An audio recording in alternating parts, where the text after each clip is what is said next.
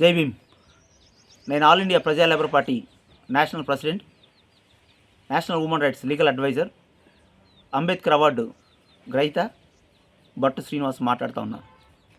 ఈరోజు తెలంగాణలో ఏదైతే పొదుపు డబ్బులని కెనరా బ్యాంకులు కెనరా మినీ బ్యాంక్ వాళ్ళు చేసినటువంటి దోపిడీని ప్రజా లేబర్ పార్టీగా మేము ఖండిస్తూ ఉన్నాం.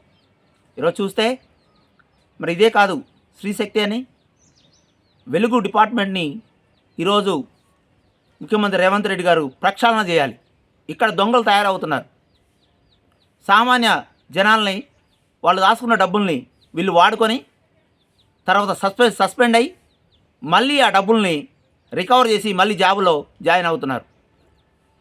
ఇలాంటి ఆర్థిక నేరగాల్ని 408, 499 ఐపీసీ ప్రకారం వీళ్ళని ఆర్థిక నేరగాళ్ళు అంటారు. ఇలాంటి వాళ్ళు అవసరం లేదు.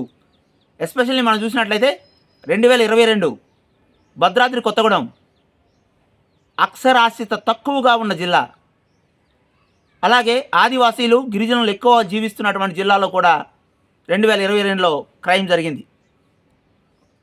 ఆ డబ్బుల్ని వాడుకొని అతను సస్పెండ్ అయ్యి మళ్ళీ సస్పెండ్ అయిన వ్యక్తిని మళ్ళీ జాబులోకి తీసుకున్న వెలుగు ప్రాజెక్టు పీడీ గారిని మందలియాల్సిన అవసరం ఉందని ముఖ్యమంత్రి గారికి తెలియజేసుకుంటున్నాను.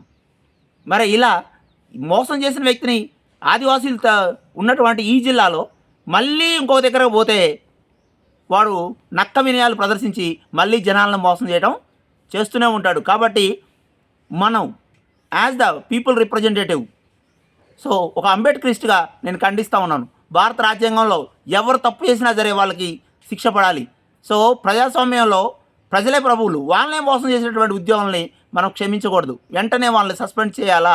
భద్రాద్రి కొత్తగూడెం జిల్లాలో వెలుగు డిపార్ట్మెంట్లో 2022లో క్రైమ్ చేసినటువంటి వాళ్ళని తిరిగి ఉద్యోగంలోకి తీసుకుంటే ప్రజా లేబర్ పార్టీగా మేము ముఖ్యమంత్రి గారికి రిప్రజెంటేషన్ ఇచ్చి ఇందిరా పార్క్ దగ్గర ధర్నా చేస్తామని కూడా తెలియజేస్తూ ఉన్నాం.